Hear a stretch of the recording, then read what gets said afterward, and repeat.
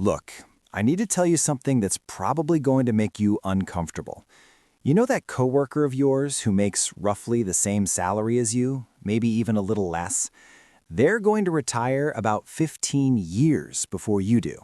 And no, they didn't inherit money, they didn't hit it big on crypto, they're not doing anything illegal, they just understood something about financial freedom that you probably don't want to hear. Here's the thing. We've been sold this beautiful lie about financial freedom. We see it all over social media, right? Someone standing in front of a rented Lamborghini talking about passive income. Someone on a beach with a laptop claiming they work 4 hours a week. And the message is always the same. Financial freedom means you get to do whatever you want, whenever you want, with unlimited money to spend. But that's not financial freedom. That's a fantasy. And chasing that fantasy is exactly what keeps most people trapped in the rat race for their entire lives. Real financial freedom? It looks nothing like what you've been told. In fact, it probably looks a lot more boring than your current life. And that's precisely why nobody wants to talk about it. Now, imagine you're at a party and someone asks what you did this weekend. If you say, I maxed out my Roth IRA and meal prepped for the week, people aren't impressed. But if you say, I went to Cabo, suddenly you're living your best life, right? We've created this culture where spending money is seen as success and saving it is seen as being cheap or boring or somehow missing out on life. Here's what most people miss. Financial freedom isn't about having enough money to buy anything you want. It's about not needing to buy things to feel successful. And I know that sounds like some minimalist philosophy nonsense, but stay with me, because the math on this is absolutely wild. The average American household spends about $57,000 per year. Now, using the 4% rule, which is a pretty standard retirement withdrawal strategy, you'd need about $1.4 million saved to sustain that lifestyle without working. That's a big number, sure, but here's where it gets interesting. If that same household cut their spending by just 20%, dropped it down to about $46,000 per year, suddenly they only need $1.1 million saved. That's $300,000 less. Now you might be thinking, okay, cool, but I still need to save over $1 million. But watch what happens. That 20% you're not spending anymore, that's $11,400 per year. If you invest that money and get a historically average return of about 10% annually, you'll hit that 1.1 million goal in about 26 years if you're starting from zero. But if you kept spending that money and tried to save enough to support the $57,000 lifestyle, you'd need to find a way to save an extra $15,000 per year to hit your target in the same time frame. The person who cuts their spending reaches financial freedom with less money and gets there by saving less annually. That doesn't make sense, does it?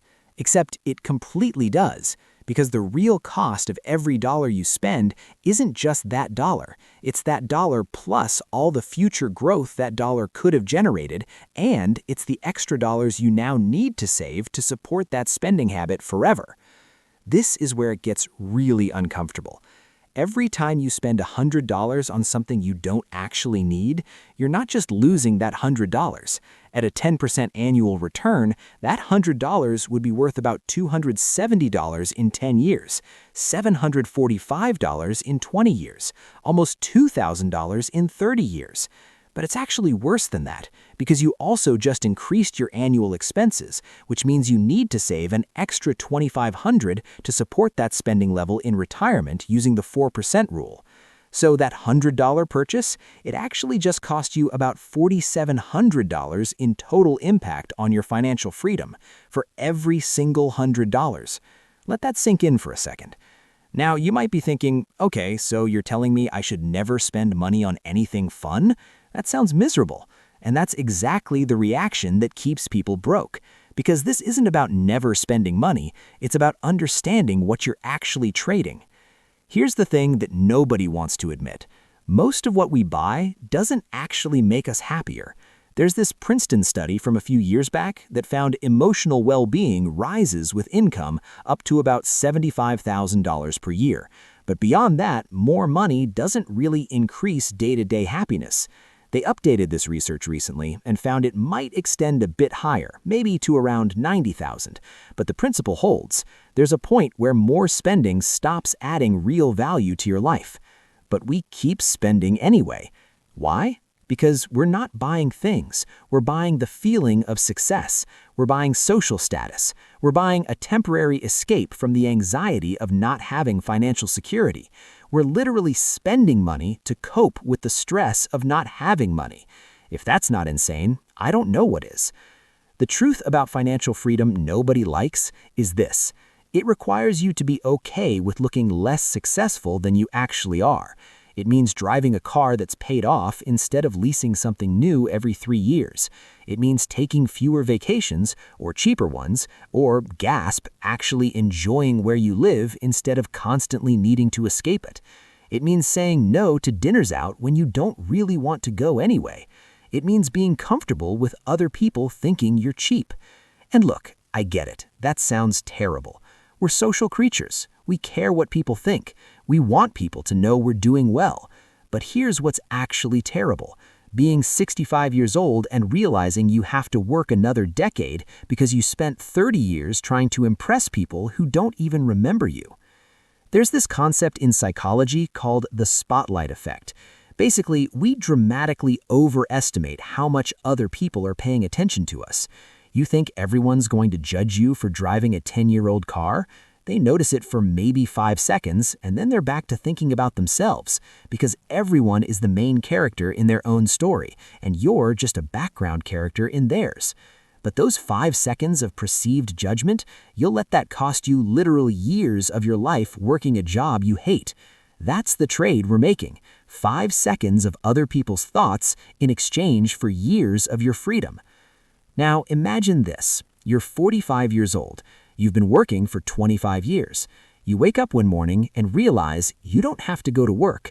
Not because you got fired, not because you're taking a vacation, because you have enough money invested that you could stop working forever if you wanted to. Maybe you keep working because you actually like your job, but now it's a choice, not a requirement. Your boss is annoying? You can leave. Your company changes policies you disagree with? You can walk away. You want to take 3 months off to travel? You can do it without asking permission or worrying about money. That's what financial freedom actually is. It's not about having expensive things. It's about having options. It's about control over your time. It's about not being forced to do things you hate because you need the paycheck. And here's the kicker. Achieving that freedom is actually not that complicated. Not easy, but not complicated. The math is pretty straightforward. If you can save and invest 50% of your after-tax income, you can be financially free in about 17 years, regardless of how much you make. Save 70%? About 8.5 years. Save 30%? About 28 years. Now, you might be thinking there's no way you can save 50% or 70% of your income, and maybe you can't right now. But here's what most people miss. It's not about the percentage you save, it's about the lifestyle you build. If you make $60,000 a year and spend $60,000, you're trapped forever. If you make $60,000 and spend $30,000, you're free in less than 2 decades. The person making less but spending less will achieve freedom first every single time. This is why raises and promotions often don't improve people's financial situations. There's this phenomenon called lifestyle inflation. You get a raise, you upgrade your apartment, you buy a nicer car, you eat out more, and suddenly your savings rate hasn't changed at all. You're just running faster on the same hamster wheel. The people who actually achieve financial freedom early, they're the ones who got a raise and pretended they didn't. They're the ones who kept living like they were still in college while their income grew. They're the ones who were okay being the cheap friend for a few decades so they could be the retired at 45 friend later. And look, I know this sounds like deprivation. I know it sounds like I'm telling you to suffer now so you can enjoy later. But that's not what I'm saying at all. Because here's the secret that changes everything. Once you stop trying to impress people and stop buying things to fill emotional voids, you realize you need a lot less money to be happy than you thought. There's actually research on this. It's called hedonic adaptation. Basically, we get used to stuff really quickly. You buy a new car, you're excited for like 2 weeks, maybe a month, and then it's just your car. You move to a bigger apartment, same thing. The happiness boost is temporary, but the cost is permanent. You're literally paying forever for something that stopped making you happy years ago. But experiences, relationships, personal growth, those don't adapt the same way. A great conversation with a friend doesn't get old. Learning a new skill continues to pay dividends. Time in nature doesn't lose its value. And guess what? Most of that stuff is either free or way cheaper than the things we typically spend money on. So, the truth about financial freedom isn't that you have to sacrifice happiness for security. It's that you have to redefine what actually makes you happy in the first place. And for most people, that's uncomfortable because it means admitting that a lot of what they're currently spending money on isn't actually serving them. Here's a practical example. The average new car payment right now in America is about $725 per month. Over a 30-year period, if instead of having a car payment, you invested that money and got a 10% average annual return, you'd have over $1.6 million. That's one expense. One car payment turns into enough money to retire on. Now, multiply that by every subscription you don't really use, every impulse purchase, every time you bought something because you were bored or stressed or trying to keep up with someone else. The cost isn't just the money spent, it's the freedom you're giving up. And here's what makes this even worse.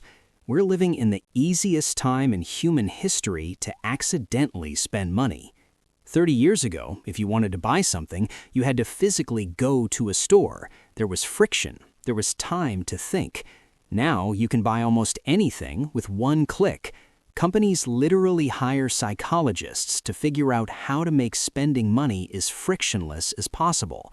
They know that the easier it is to spend, the more you'll spend without thinking.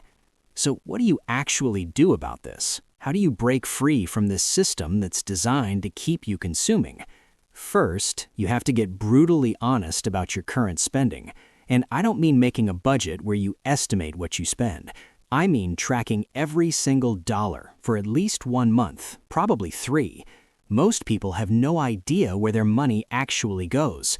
They think they spend $50 a month eating out, but it's actually $400. They think they're being frugal, but they're hemorrhaging money through 1,000 small leaks. Second, you have to separate your actual values from your programmed desires. Sit down and ask yourself, if nobody else would ever know, would I still want this? Would I still care about having a nice car if it was invisible to everyone else? Would I still care about designer clothes if there was no logo? Would I still need to live in an expensive neighborhood if nobody could see where I lived? For most things, the honest answer is no, and those are the expenses you cut first. Third, you have to automate your savings before you can spend. If you wait until the end of the month to see what's left over to save, there will never be anything left over. Human psychology doesn't work that way. We spend what's available. So you set up automatic transfers on payday. The money goes to investments before you can spend it. You build your lifestyle around what's left, not the other way around. Fourth, and this is crucial, you have to reframe how you think about time and money. Every dollar you spend is time you have to trade. If you make $25 an hour after taxes, that $50 dinner out costs 2 hours of your life. That $300 weekend trip costs 12 hours. That's not a judgment, it's just math. The question is, was it worth it? Was that purchase worth the chunk of your life you had to trade for it? Most importantly, you have to build a life you don't need to escape from. If you hate your job so much that you need expensive vacations to cope, the problem isn't that you need more vacations. The problem is the job. If you're so stressed that you're constantly buying things to feel better, the problem isn't that you need better things. The problem is the stress. Financial freedom gives you the ability to fix those problems instead of just medicating them. Now, you might be thinking, okay, this all sounds good, but what about my student loans? What about my mortgage? What about my kids? I have real expenses. And you're right, you do. Everyone does. But here's the thing. The people who achieve financial freedom aren't the ones without obstacles. They're the ones who decided their freedom was more important than their comfort. There's this quote that goes, "You can have anything you want, just not everything you want." Financial freedom means making choices. It means prioritizing. It means saying yes to some things and no to others. And most people aren't willing to do that because saying no feels like sacrifice. But working for 45 years at a job you tolerate so you can afford a lifestyle you barely have time to enjoy, that's sacrifice. That's the real deprivation. That's trading the best years of your life for stuff that doesn't actually matter. The truth about financial freedom nobody likes is this: it's completely achievable for most people, but it requires you to live differently than everyone around you. It requires you to care less about looking successful and care more about being free. It requires you to think long-term in a world obsessed with instant gratification. It requires you to be okay with people not understanding your choices. And yeah, that's hard. It's way easier to just go with the flow, spend what everyone else spends, and hope things work out somehow. But things don't just work out, not financially. You end up 67 years old, still working, wondering where all the time went. But if you can embrace this uncomfortable truth, if you can build a life based on what actually matters to you instead of what looks good to other people, if you can master the math and the psychology of money, something incredible happens. Not overnight, not next month, but over years and decades. You wake up one day and realize you're free. Not because you're rich, not because you won the lottery, but because you understood that financial freedom isn't about having more, it's about needing less. And that makes all the difference.